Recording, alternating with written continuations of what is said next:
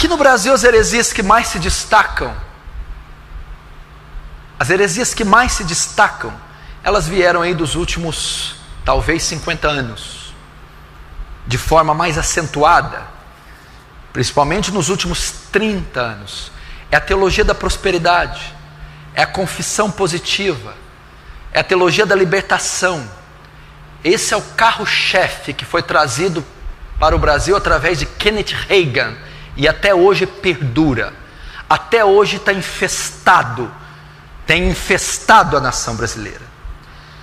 Você primeiro deve saber a origem dessas heresias, que é a teologia da prosperidade.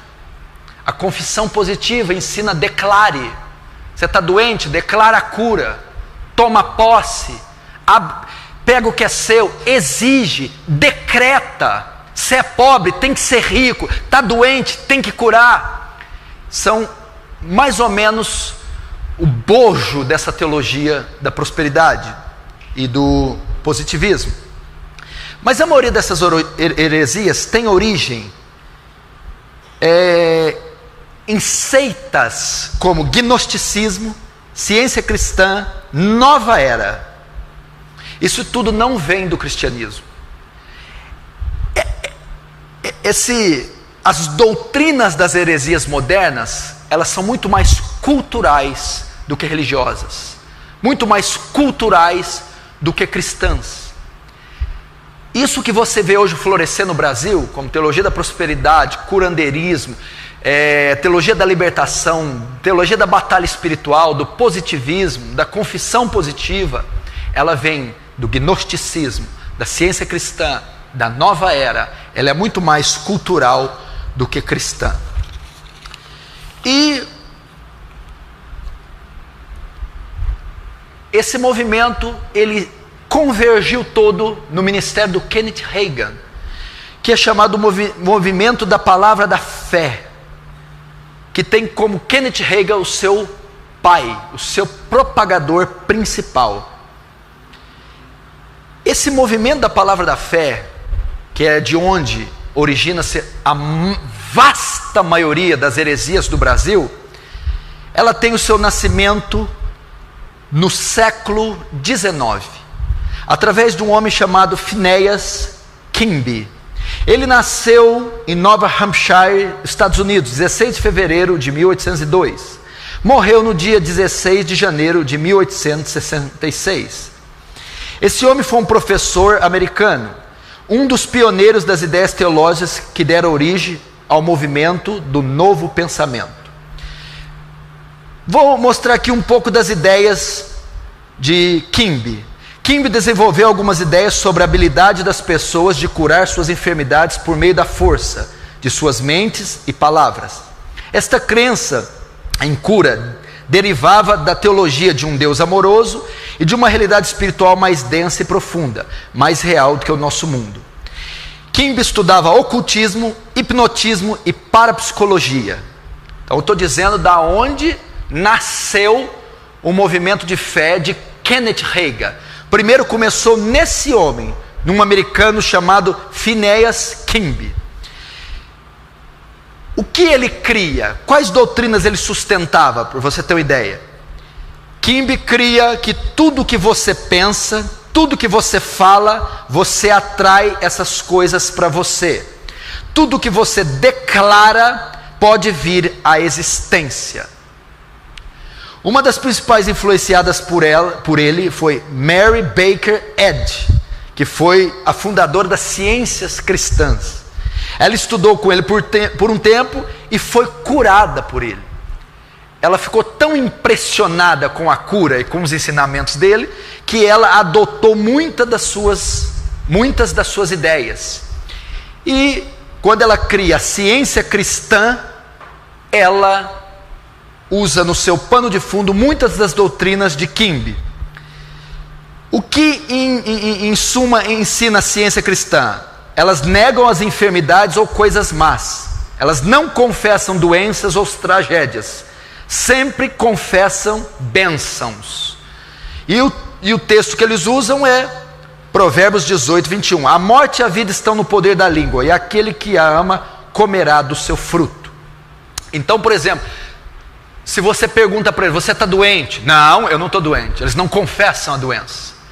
Isso veio de Kimbe, que você poderia mudar a sua vida, poderia dar uma sentença diferente para você, dependendo da sua confissão, da sua palavra.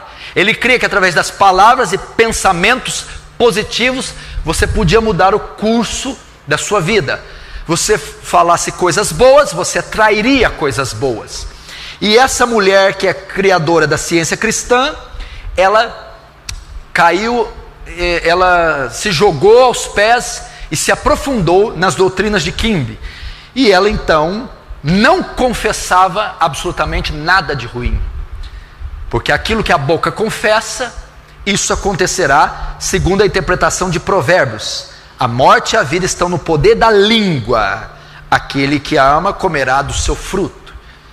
E por incrível que pareça, há 2 séculos atrás, até hoje, muitos crentes, hoje em 2016, ainda são assim. Eles não podem falar algo negativo, senão estão declarando, senão atrairão para si aquilo que foi fruto das suas palavras.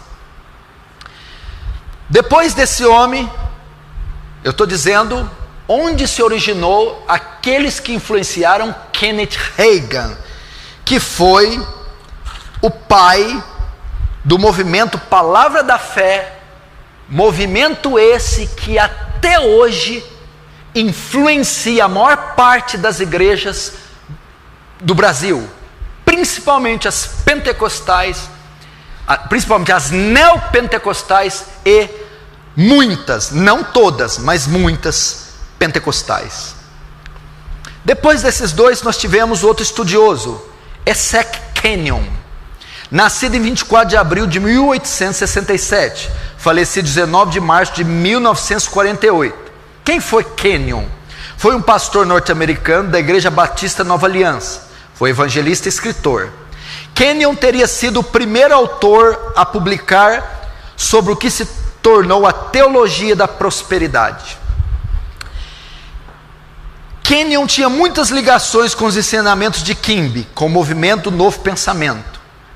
Esse Kimbe, ele divulgou, ele criou uma doutrina chamada Movimento de Novo Pensamento. Como eu te disse, o que você pensa e declara pode acontecer, pode vir à vida.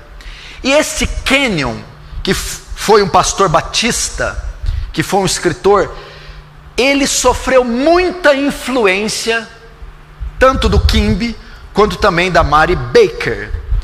O que ele ensinava? Ele também ensinava que podemos trazer coisas à existência pela nossa palavra. E ensinava uma das heresias mais horríveis que até hoje é ensinada, que Jesus morreu uma morte espiritual no inferno, e lá no inferno e não na cruz, expiou nossos pecados. Então você vê a transição das heresias, começando por Kimbe, passando por Mary Baker, chegando em Kenyon, que vai fazer o embrião do pensamento positivo e da teologia da fé de Kenneth Hagin. A influência de Kenyon. Seus livros tiveram grande influência sobre Kenneth Hagin, que foi o fundador do movimento Palavra de Fé, sendo uma inspiração ideológica para o referido movimento que culminou nas evoluções filosóficas dos neopentecostais. O que aconteceu? Veio Kenneth Hagin, que nasceu em 1917 e morreu em 2003, não faz muito tempo. Kenneth Hagin mergulhou de cabeça nos ensinos de quem? De Kimbe, de Baker e de Kenyon, que convergiu em Kenyon. Ele pegou o ensinamento que estava nesse Kenyon e ele aperfeiçoou para pior. Ele piorou essa confissão positiva, esse pensamento, o pensamento e as palavras, a expiação de Cristo no inferno. Ele piorou isso. Vejam só, houve muito debate sobre a influência de Kenyon sobre o movimento Palavra da Fé. Alguns críticos, incluindo Dr. McConnell, Dave Hunt e Hank Hanegraaff, defendem que a mainstream do movimento Palavra da Fé plagiou a teologia de Kenyon, ou seja, Kenneth Hagin, que é o criador do movimento Palavra da Fé, que até hoje influencia hereticamente o Brasil, ele plagiou os ensinos de Kenyon, que foi influenciado por Baker e por Kimby, entendeu? E ele piorou, aperfeiçoou as avessas, para pior.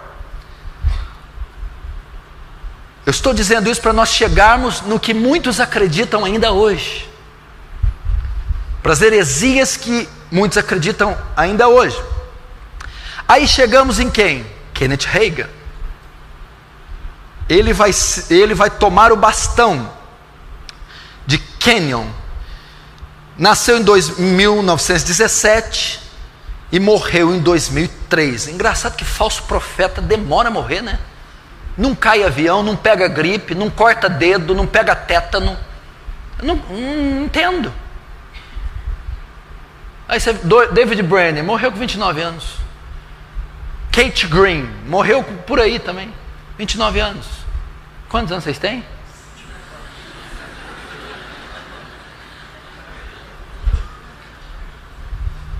Quer viver muito? Vira falso profeta. Não vira não. Kenneth Hagin, então, 1917, morreu em 2003. Ele foi o fundador, o pai do movimento Palavra da Fé. Eles então pegaram os ensinamentos desse antepassado e os pioraram. A grande parte dos ensinamentos de Hagin vem daquilo que a maioria dos falsos profetas também dizem. Foram revelações dadas pelo próprio Deus. Essa confusão abominável que está no Brasil, em termos teológicos, as aberrações teológicas que você vê no Brasil, a teologia da prosperidade, todo esse pandemônio cristão, tudo isso veio do pai deles, Kenneth Hagin. Teologia da prosperidade, Kenneth Hagin. Confissão positiva, Kenneth Hagin. Batalha espiritual, Kenneth Hagin. Veio dele. E da onde se originaram a maioria das doutrinas de Kenneth Hagin? Foram oriundas dos ensinamentos de Kenyon e das visões que ele teve de Deus. É engraçado você notar que a maioria dos falsos profetas não baseia o seu ministério, não funda as suas igrejas baseado nas escrituras, e sim em revelações pessoais que eles tiveram de Deus, de Jesus ou de um anjo. Você pega Joseph Smith, como que ele escreveu o livro dos Mormons, o fundador do mormonismo? Foi porque ele teve a revelação de um anjo. Você pega tantos outros falsos profetas. Ben Hinn diz ter falado várias vezes com Cristo, com o anjo, e até ter visto o Espírito Santo de forma corpórea. Kenneth Hagin fundamenta nisso. Hagin afirma que Jesus apareceu a ele fisicamente pelo menos 8 vezes. R.R. Soares é o maior propagador do ministério de Kenneth Hagin no Brasil. Esses livros na década de 80, 90, venderam aos montões. Milhares de cristãos em todo o Brasil possuíam na sua estante livros do Kenneth Hagin.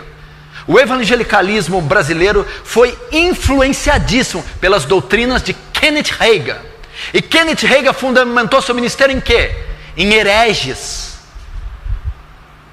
em seitas e em visões mentirosas.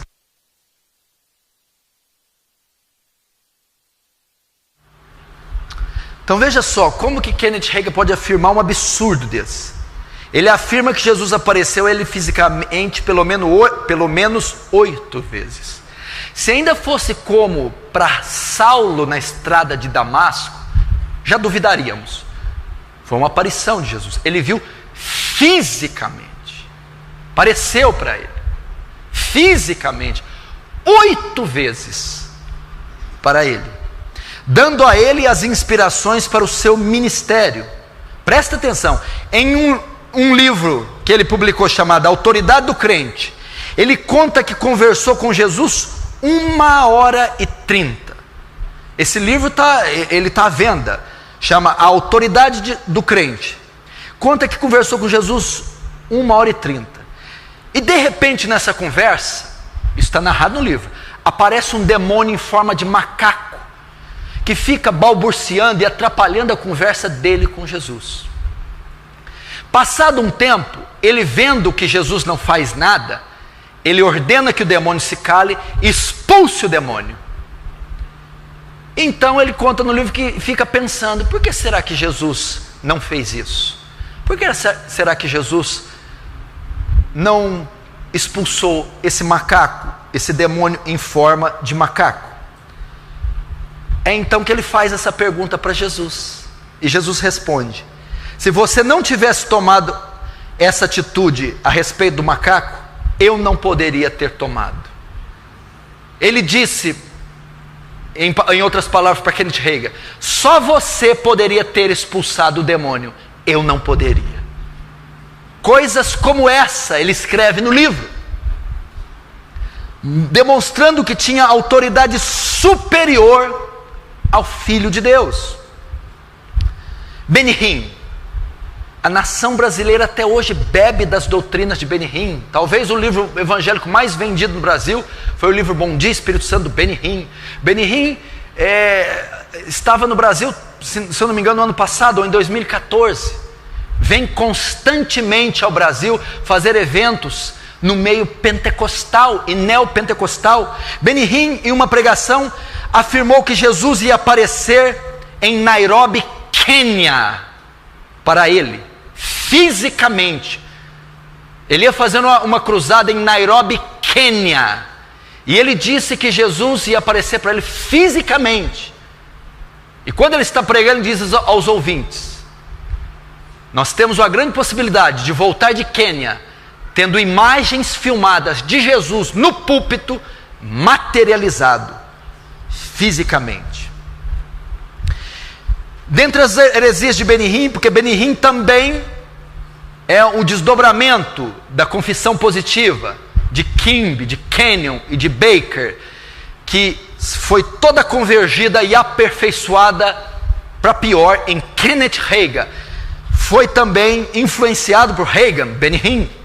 Benny Hinn já ensinou as 9 pessoas da Trindade, para você ter uma ideia. 9 pessoas da Trindade. Benny Hinn ensina a doutrina do super-homem e da super-mulher. Ensina que Adão, quando foi criado, podia andar debaixo d'água sem respirar, podia voar até a lua. Ensinou que Eva também era uma mulher perfeita, e que no plano original, Eva dava a luz pelo lado. Benny Hinn ensinou isso. Dava a luz pelo lado, porque foi da costela de Adão que foi criada. Com o pecado, ela passou a dar a luz para outra parte. É isso que Benny Hinn ensina. Ele escreveu Bom Dia Espírito Santo, Bem-vindo Espírito Santo, Unção e o Sangue. São os livros mais famosos dele em português. Nesse livro, o Sangue, ele estava fazendo uma cruzada, e ele chamou para participar dessa cruzada 49 freiras. Se você ler no livro, lá no último capítulo, o livro O Sangue, ele relata isso, que ele está fazendo uma cruzada, e na cruzada ele convida 49 freiras de um convento católico para cantar com ele em cima do púlpito, Quão Grande És Tu. E elas cantam e entoam junto com ele. Essas freiras convidam Benny Hinn para ir no seu convento. Ele vai, ele começa a orar com elas, e começa a ministrar sobre elas, começa a orar em línguas. E as freiras oferecem a hóstia para ele, a Eucaristia. Ele come, toma da hóstia. Ele conta no livro que ao tomar a hóstia, ele sente um fogo entrando dentro dele, uma paralisia com ele, e ele sente os dedos dele nessa hora tocar no manto. E dentro desse manto havia um corpo. E diz Benny Hinn que esse corpo era o corpo de Jesus. Ele tocou o corpo de Jesus sobre o manto depois de ter comido uma hóstia num convento católico junto com as freiras. É um dos autores que mais vendem livros no Brasil. Estava aí agora, recentemente. Tem como seu discípulo brasileiro Agenor Duque, que propaga ideias parecidas, que também tem pano de fundo as mesmas doutrinas de Reagan: confissão positiva, teologia da prosperidade, curanderismo e essas experiências com Deus. Benny Hinn também descreve no Bom Dia Espírito Santo que ele está orando no seu quarto e vê o Espírito Santo em forma corpórea, e a mãe chama ele para o almoço, ele vai, e o Espírito Santo diz para ele: espere só mais 5 minutos, por favor. Ele está orando, está tendo comunhão com o Espírito Santo e vai sair para almoçar, e o Espírito Santo implora para ele não ir. Ele escreve isso no Bom Dia Espírito Santo. Heresia, blasfêmia. Vamos ver mais um pouco dos desdobramentos desse ministério de Kenneth Hagin, que fez discípulos pelo mundo inteiro. Os desdobramentos do movimento Palavra da Fé. Um dos desdobramentos, uma das suas doutrinas é a confissão positiva. Esses falsos profetas, principalmente os da prosperidade, ensinam que podemos trazer coisas à existência pelas palavras. Por isso o termo confissão positiva. Usa o texto de Provérbios, poder da língua. Por isso é que Kenneth Hagin é considerado sendo influenciado por Kimby, que é o movimento do novo pensamento. O que a confissão positiva ensina? Pense positivo, declare, decrete, determine. Você vai ver muito essa doutrina na Igreja Internacional da Graça, o R.R. Soares ensinando isso. E quanto da igreja brasileira não bebeu da confissão positiva? Determina, declara, decreta. Talvez alguns que estão aqui ainda fazem isso quando estão orando: Senhor, eu determino a cura. Senhor, eu declaro a vitória. Senhor, eu decreto a bênção. Isso é confissão positiva. Isso é heresia. Isso veio de gnosticismo, de nova era. Isso veio de seitas orientais. Isso não é evangélico, isso não é bíblico. Parece até uma forma nova de Gênesis capítulo 1. E disse Deus: haja luz, e houve luz. Esses homens estão se assemelhando a deuses. Só Deus pode decretar alguma coisa. Só Deus pode declarar alguma coisa. Só Deus pode determinar alguma coisa. Nós não podemos decretar nada. Por isso a Bíblia são chamadas os decretos divinos. Deus decretou presente, passado, futuro. Deus trouxe a existência pelo poder da sua palavra. Haja luz e houve luz. Deus determina, predestina, elege. Nós não fazemos nada. Isso é confissão positiva. Pense positivo, decrete contra doenças, determine contra a pobreza, contra a miséria, contra tragédias. Então você usa a boca para declarar, para determinar contra tudo que é mal e a favor de tudo que é bem. Por exemplo, declare prosperidade, declare vitória, declare um bom emprego, declare saúde, declare felicidade. Confissão positiva. E quem bebeu disso aqui até o pescoço? Neopentecostalismo e pentecostalismo principalmente, e até muitos círculos tradicionais. As pessoas vão orar assim. Elas não sabem orar, elas não leem a Bíblia, elas não sabem doutrina nenhuma, mas elas sabem determinar. Toma posse, pisa nas águas, declara, é seu, está derrotado. Tudo confissão positiva. Tudo gnosticismo, nova era. Tudo influência das ciências cristãs. Não é evangelho. Não é a palavra de Deus. O R.R. Soares, para você ter ideia, ele ensina assim: você jamais pode colocar na sua oração: Senhor, se for da tua vontade.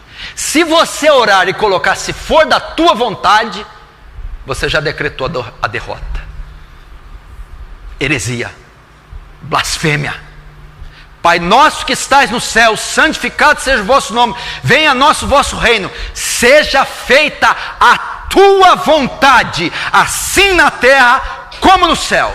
Ele disse que você não pode falar isso, porque quando você diz, Senhor, faz a tua vontade, é falta de fé, você está descrendo. Você tem que determinar. O RR chega a ensinar que você tem que exigir de Deus, pressionar Deus, pôr Deus na parede, declara a cura, declara a bênção, declara a vitória.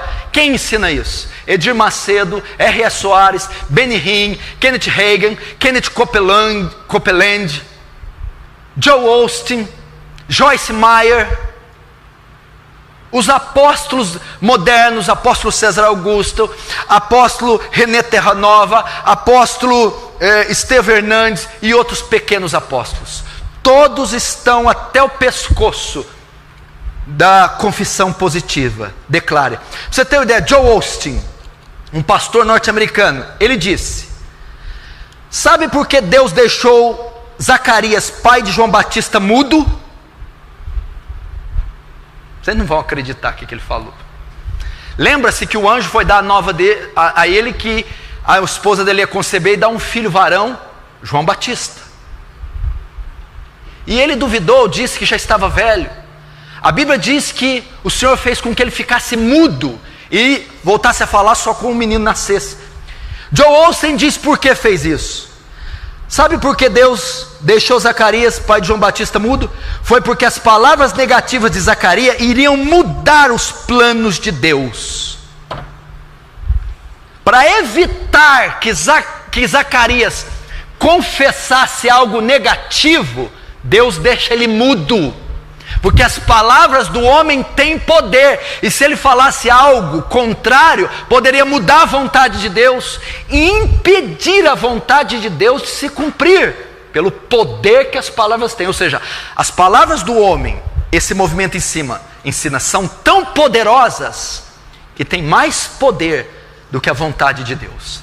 Soberania de Deus não existe. Joel Osteen, um dos maiores falsos profetas em vigência. Joyce Meyer, olha o título de um livro dela, tem programas na TV dublados no Brasil, Falso Profeta. O título de um livro dela: Mude suas palavras e mude sua vida. Confissão positiva. Declara, decreta, determina e muda sua vida. Onde está a fé aqui? Onde está a dependência de Deus? Onde está a soberania de Deus? Nós não decretamos nada, não determinamos nada. Nós nos humilhamos como pecadores e Deus opera por sua graça. E Ele pode responder uma oração ou não. Ou não. Outra doutrina desse movimento da fé, de Kenneth Hagin. Quantos estão entendendo disso? Outra doutrina desse movimento, palavra da fé, doutrina dos pequenos deuses. É para você ter uma ideia, eu estou pregando aqui sobre os falsos profetas, que à medida que o final se aproximasse, eles iriam emergir, brotar, iriam infestar a terra. Falsos profetas, eles não são convertidos, eles não são salvos, eles não têm o Espírito de Deus, eles só têm uma função: enganar, falsificar a fé, distorcer a graça, prostituir o Evangelho. E eu entrei numa raiz, numa vertente dos falsos profetas, que talvez é a mais forte, a teologia da prosperidade, a confissão positiva, que teve como seu pai Kenneth Hagin, um dos maiores influenciadores da doutrina da igreja brasileira. E outra dessas falsas doutrinas, doutrina dos pequenos deuses. Eu ouvi isso há 14 anos atrás, em uma igreja que eu congreguei. Eu ouvi que eu era um pequeno Deus. Eu sei disso aqui, eu aprendi isso aqui. Eles ensinam que se você é cristão, você é um pequeno Deus. Um pastor americano chamado Creflo Dollar olha o nome dele, pastor norte-americano, afirmou, ele comentou sobre Gênesis 1, 26, 27. Façamos o homem a nossa imagem e semelhança. Olha o comentário que Creflo Dollar diz: cada animal foi criado segundo a sua espécie, na criação. O ajuntamento deles resultaria em um animal da mesma espécie, não é isso? Animais da mesma espécie produz seres da mesma espécie. Olha onde ele foi para fundamentar a doutrina dos pequenos deuses. Cavalo com cavalo, quando se juntam, vão ter, vai nascer dali um animal da mesma espécie, um cavalo. Cachorro com cachorro se ajuntam, vão reproduzir um animal da mesma espécie, outro cachorro. Olha o que ele vai dizer: quando a Trindade se ajuntou para criar o homem, eles criaram alguém da mesma espécie deles, ou seja, um Deus, um pequeno Deus. Lembra que eu falei? Concupiscência da carne, concupiscência dos olhos, soberba da vida. É o que essas doutrinas ensinam. Confissão positiva, o que é isso? Concupiscência da carne. Teologia da prosperidade, concupiscência dos olhos. Está vendo o Rolls Royce? Creia que ele é seu. Está vendo a mansão? Creia que ela é sua. Agora, a doutrina dos deuses, dos pequenos deuses. Você não é qualquer um não, meu chapa. Tu é um Deus. Tu manda e desmanda, tu decreta. E olha a interpretação falaciosa. Nós somos oriundos do conselho da Trindade. Logo, nós temos natureza divina. Eles dizem que Adão foi assim. Adão não era como Deus, não tinha reflexos de Deus. Adão era uma réplica exata de Deus. Eles ensinam isso. Isaías 42, 8 diz assim: eu sou o Senhor, este é meu nome, a minha glória, pois a outrem não darei, nem o meu louvor às imagens de escultura. Ninguém é semelhante ao Senhor. Na Bíblia nós vemos um personagem que quis ser igual a Deus. Quem se lembra quem é?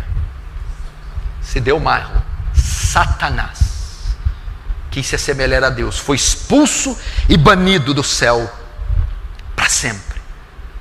Doutrina dos pequenos deuses é a mesma de Benihim, que é oriundo, que a doutrina de Benihim é oriunda de Kenneth Hagin, do super-homem, do semideus, do homem que pode tudo. Agora presta atenção, outra doutrina desse movimento Palavra da Fé. E não pense você que isso não está na maioria dos púlpitos brasileiros ainda. Está. É a deidade do homem. É o triunfalismo do homem. Meu irmão, hoje o que está dentro dos púlpitos é o humanismo. O que é isso?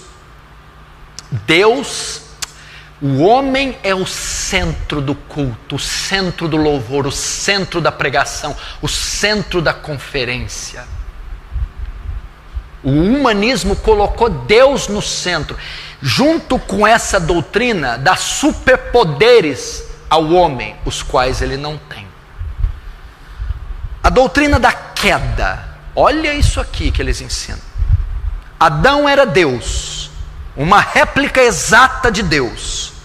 E quando Adão pecou, perdeu sua deidade e transferiu, sabe para quem? Para Satanás. É isso que Kenneth Hagin e todos seus desdobramentos e discípulos ensinam. Adão era Deus. Quando pecou, perdeu sua deidade e transferiu para Satanás. Quando ele transfere para Satanás, Satanás expulsa Deus da terra, do mundo, sendo ele o Deus legítimo da terra. Deus então não pode interferir na terra, porque o seu Senhor é Satanás. Nessa ocasião Deus foi expulso da terra, dando direito legal e controle desse mundo nas mãos do diabo. Satanás é o Deus legítimo desse mundo. E ele se baseia em qual texto? 2 Coríntios 4,4, dos quais o Deus desse século cegou o entendimento dos incrédulos. Interpretação falaciosa, herética. Nos quais o Deus deste século, a palavra século aqui, no grego quer dizer aion, era. Não está dizendo que Satanás é o Deus do cosmos, é o Deus do aion, da era, do sistema. Ele não é Deus da criação, ele não é o Deus legítimo da terra, ele não é o Deus legítimo dos homens, ele não é soberano sobre nem ele próprio, nem sobre a si próprio. Satanás, ele é o Deus do sistema, mas não é o Deus do cosmos. Por isso é importante estudar as línguas no original. Portanto, presta atenção, quando uma pessoa é salva nesse sistema, ela recupera a sua divindade. Por isso elas querem tomar posse das riquezas e da terra. Por isso o movimento da prosperidade, saúde, do não sofrimento, pois recuperaram aquilo que, segundo eles, Adão possuía, a divindade. Como um Deus pode ficar doente, ser pobre, miserável? No ato de salvação você recupera a deidade de Adão. Então você tem direitos nesta terra. Por isso que você está vendo que a reação em cadeia, você está vendo os desdobramentos que são logicamente ligados um ao outro. É isso que a teologia deles ensina.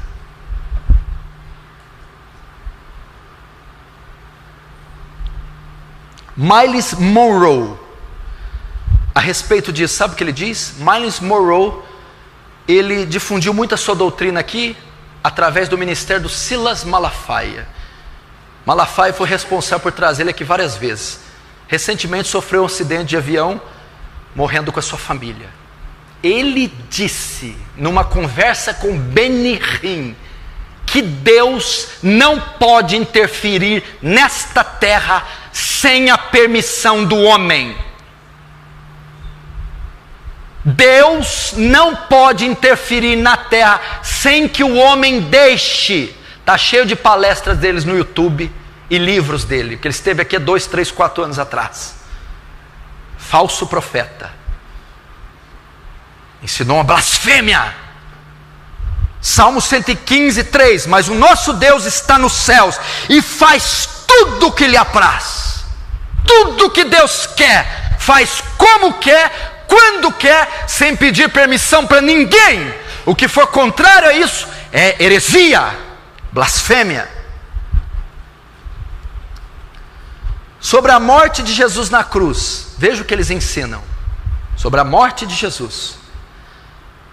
Esse todos ensinam. Joyce Meyer, Benny Hinn, Joe Oster, Kenneth Copeland,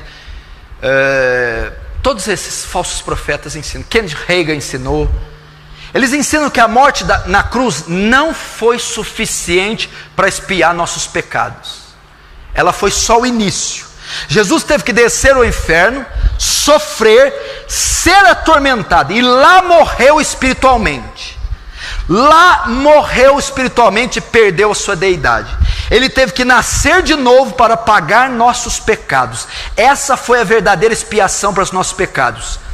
Não foi na cruz, e sim no inferno que ele expiou nossos pecados. Dá para você ler um livro desse? Crer num negócio desse? Todos esses falsos profetas ensinam isso. No Brasil, o maior difusor de Kenneth Hagin é R.S. Soares, aquele que mais publica livros sobre Kenneth Hagin. Valnice Milomes era missionária da Convenção Batista Brasileira durante 14 anos em Moçambique.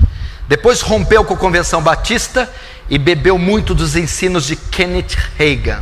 Voltou ao Brasil para defender questões judaizantes. Valnice Milhomem, pra você ter uma ideia, ela profetizou a data da volta de Jesus. Disse que ele voltaria num sábado. Ela profetizou isso. Teologia da prosperidade.